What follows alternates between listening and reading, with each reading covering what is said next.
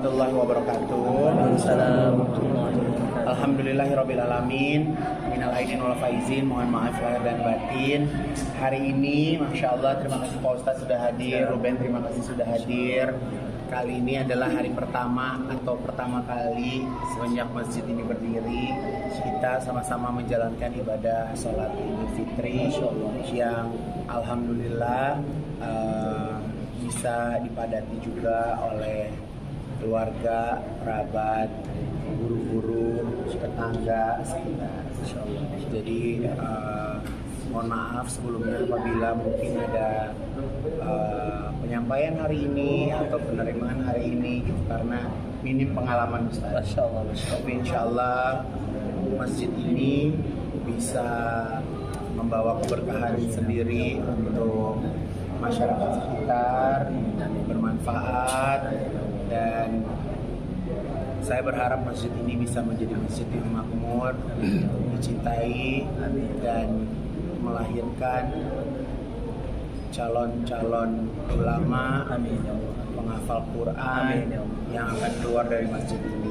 Jadi Ustadz, wilayah ini ada rumah tahfiz, Duratul Quran, kurang lebih ada 150 santri dari TK sampai insya Allah SMA, dan saya berharap bahwa yang ada di sini semuanya insya Allah adalah anak-anak yang punya prestasi, anak-anak pilihan Allah yang di sini bukan hanya sekedar tinggal tempat penampungan, tapi mereka memang anak-anak yang ingin dan mempunyai semangat untuk belajar agama Islam lebih giat lagi. Ustadz pertama kali di sini gimana ya? Alhamdulillah teman-teman, saya tajub sekali, Masya Allah. Ini Duratul Quran. Saya sempat lihat di Instagramnya Bang Ibun, Masya Allah. Dan sesuai juga, Masya Allah, saya terkesan sekali dengan suasananya, nyaman sekali, Masya Allah. Dan sound systemnya. Dan tadi saya imam, ya saya khatib, Masya Allah, sound systemnya bagus banget. Sangat mendukung ya, karena memang mohon maaf Bang Ibun, ini mungkin bisa disampaikan, saya sampaikan juga pada kesempatan ini. Teman-teman yang punya masjid ya, mungkin penting memperbaiki interior bagus ya, tapi sesungguhnya yang paling penting dari esensi masjid itu juga adalah sound systemnya, karena ceramah imam itu berpengaruh banget sama sound system. Jadi terima kasih Bang Igun sudah undang di tempat ini, dan saya terkesan sekali bisa hadir ya. Tadi kita bahas juga tentang hidayah, tentang bagaimana insya Allah kita semua istiqamah di jalan Allah dalam kebaikan, dan mudah-mudahan masjid ini melahirkan sesuai dengan niatnya penghafal Al-Quran yang kemudian hari bukan hanya menjadi orang-orang yang terkenal di dunia, tetapi juga nanti menjadi pemberi syafaat kita di akhirat. Karena sesungguhnya penghafal Quran itu, anak yatim itu, orang-orang yang kita kasihani itu, mereka lah nanti yang akan menarik tangan kita sehingga kita tidak terkena api neraka dan masukkan kita ke surga. Ada hadis Nabi, saya tutup dengan ini, kata Nabi SAW, saya dan pengasih anak yatim itu seperti ini dekat di surga. Jadi orang yang selalu mengasihi anak yatim, menghafal Quran, itu nanti dekat, sangat dekat di surga Allah Azza wa Jalla. Dan mudah-mudahan kita terus istiqamah untuk terus peduli kepada mereka, karena mereka lah yang nanti akan menolong kita, tidak hanya di dunia tapi juga nanti di akhirat. Harus ngomong. Gimana tahun lalu kan kita sholat nih, tahun lalu kan lo launching, ya kan, masjid Islam. Tahun ini alhamdulillah kita bisa sholat di masjid kita. Gimana Ruben? Ya saya percaya takdir ya Pak Ustadz. Betul. Jika kita mau menghindari dari dia, kita sholat lagi sama dia sekarang. Jadi ya senang gitu, karena bisa kembali dikasih kesempatan lagi bisa bertemu di Idul Fitri ini. Mudah-mudahan masih bisa terus ke depannya di Idul Fitri berikutnya. Dan dia bangga lah, dia nggak kepikiran gitu ya. Jadi dia tadi nanya, kepikiran nggak lo tiba-tiba di Idul Fitri ini dia udah punya masjid, ya nggak kepikiran lah. Allah, aku bilang sama Ruben tahun depan gue sholat di masjid lo ya. Masya Allah, amin ya Allah, amin. Ya pokoknya udah, kalau gue dari sendiri, udah sendiri aja, kalau enggak ya kan, kalau ada dia beban, dia ngomel aja. Jadi senang gitu, maksudnya ya di Idul Fitri ini masih bersama sahabat dan bertemu dengan banyak orang. Diajak Kak Igun untuk kesini, sholat di sini dan Iya, diajak Igun. dia meminta terus akhirnya aku kesini dan memang ya baru dari sini kan baru muter ke tempat-tempat saudara gitu. Jadinya sama Igun kebagian bisa sholat id bareng, terus habis itu ya sesuai dengan dia akan memperbaiki tahun ini, akan ngasih makan ketupat dan katanya di sini tahun kemarin kan gak ada ketupatnya kan, makan pempek. Tahun ini katanya ada ketupatnya. Masya Allah. Jadi dia mau menepati janji dari tahun kemarin ya. Masya Gitu Allah. aja. Masya Allah. Kak Igun tadi terlihat dari jam 5 kurang udah hadir di sini itu mau Allah. mempersiapkan Ya kan, Masya Allah. Ya kan namanya rumah sendiri. Iya, Kita iya. kan harus menyambut tamu yang hadir, memastikan segala sesuatunya itu sesuai dengan Masya Allah. rencana, ya kan. Lagi pula masjid ini kan belum punya pegawai yang banyak, gitu kan.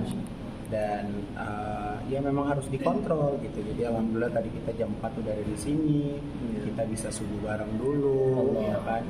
Jadi ya karena aku tuh orangnya termasuk detail ya gitu kan, bikin alur perempuannya lewat mana gitu kan. Masya Allah. Jadi kan perempuannya posisinya di atas, Di atas, biasa. betul. Terus tempat wudhunya memang udah diatur semuanya gitu. Allah. Jadi ya kalau segala sesuatunya rapi kan memang seneng ya gitu, dan memberikan kenyamanan di dalam sebuah pelayanan tuh buat aku senengnya tuh beda ya gitu.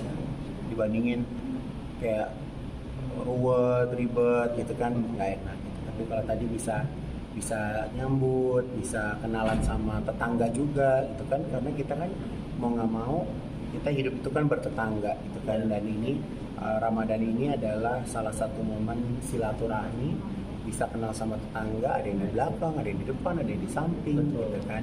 Dan kita juga harus bisa menghargai keputusan berhari raya, bahwa ada tetangga-tetangga juga yang sudah berhari raya kemarin, gitu kan. Jadi memang kalau di wilayah ini, wilayah masjid ini memang sudah terbagi, Ustaz. Oh, baik. Jadi ada yang memang sudah berhari raya kemarin dan berhari raya hari ini. Jadi kita harus kita harus bisa bertoleransi, bahwa Islam itu indah, ya kan. Jadi kita harus bisa hidup berdampingan.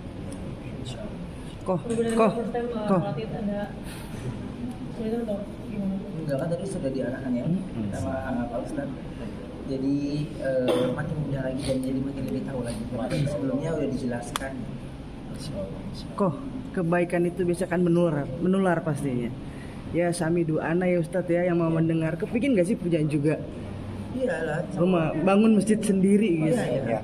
Saya lagi mau ngajak Ruben, saya insya Allah bersama dengan Cinta Quran Foundation, kita mau buat 99 masjid di tahun ini, dari Sabang sampai Merauke.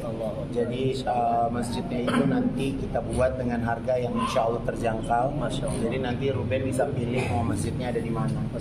Jadi nanti masjidnya itu ada 99 dengan nama-nama indahnya Allah, dari Sabang, ya dari Sabang sampai Merauke. Jadi kita bukan bangun masjid dari awal, tapi kita memugar, merenovasi masjid yang ternyata di daerah, di tempat-tempat pelosok itu banyak masjid-masjid yang tidak terawat kondisinya gitu, karena ya karena satu kondisi ya itu pasti akan banyak. Makanya saya untuk masjid ini dari awal saya banyak peraturan tuh buat marbotnya, buat ribet deh.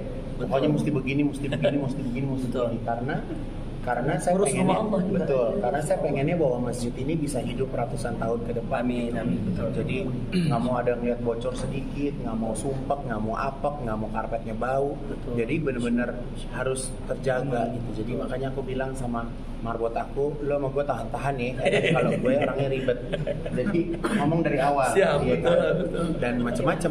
Aku bilang di masjid ini macam-macam. Ada pohon empel, ada pohon di depan gitu. Jadi kalau sampai ini pohon mati, lo yang ditanggung deh akibatnya. Jadi makanya semuanya yang ada yang kelihatan mesti dijaga gitu. Jadi walaupun Pak Ustadz masjid ini belum 100%, kita pagarnya belum jadi. Terus di sebelah kanan ini aku bikin dapur sama tempat makan buat anak-anak. Karena kemarin di bangunan yang lama itu nggak ada tempat makan, jadi anak-anak makannya di lantai. Jadi insya Allah udah ada kantin, Masya ada Allah. dapur proper karena masaknya kan jumlahnya banyak. Betul. Nah kalau di atas ini adalah tempat belajar santri perempuan nantinya di atas Allah. yang belajar. Masya Allah. Jadi santri lakinya ada di bawah. Masya Allah. Nanti di atas itu juga ada perpustakaan Allah. sama ada ruang guru. Masya Allah. Ya insya Allah anak-anakku di sini bisa belajar aman, nyaman, Amin. ya kan. Jadi dengan fasilitas yang sudah kita bangun, karena Allah pastinya. Jadi mereka yang ada di sini juga udah tinggal belajar. Tinggal belajar. Udah nggak usah mikirin Yang lain-lain, kapan kita dah. makan, kapan kita segala macam, semuanya udah disiapin. Siapin. Jadi insya Allah ya udah tinggal belajarnya aja dibagusin. Masya Allah, Masya Allah. Pak Ivan, ini kan konsisten nih karena Allah, sekali lagi tadi kan dibilang, ngerasa gak sih bahwa segala sesuatu itu dimudahkan? Ya saya selalu cerita bahwa saya kembali ke Allah dengan kondisi yang baik-baik saja, bukan kondisi sakit hati, bukan kondisi kecewa, bukan kondisi sedih gitu. Jadi saya bersyukur bahwa Allah memberikan jalan yang nikmat buat saya gitu. Jadi saya nggak perlu dikasih Allah jatuh dulu baru pulang, Ya. gitu. Tapi Allah mengembalikan saya dalam kondisi saya yang masih muda, masih sehat, masih kuat, gitu. Jadi ya itu harus disyukuri gitu, karena itu satu nikmat Allah yang lebih dari apa yang kita punya, gitu. Lebih dari harta, lebih dari apapun, gitu. Dan Namanya nikmat hidayah. dan masjid ini dibangun juga dari rezeki yang nggak diduga gitu. Allah. Jadi masjid ini harusnya jadinya 1 tahun, tapi kita kayaknya 8 bulan masjid ini udah jadi gitu. Jadi alhamdulillah dikasih rapi, dikasih kokoh, dikasih ya kesempurnaan hanya milik Allah ya Ustaz. Betul, betul. Maksudnya untuk bisa jadi, untuk bisa kita rasain senikmat ini sih buat aku udah lebih dari Luar cukup. biasa. Kok Ruben? Iya. Masih sama dia. Habis lebarannya gimana Bu? Main aja dulu. Ya kita yang penting kita kelarin dulu perut dia deh. Ya kan, habis itu dia mau keliling ke keluarganya terserah, yang penting nggak ada utang ya. Yang penting perut dia udah damai gitu.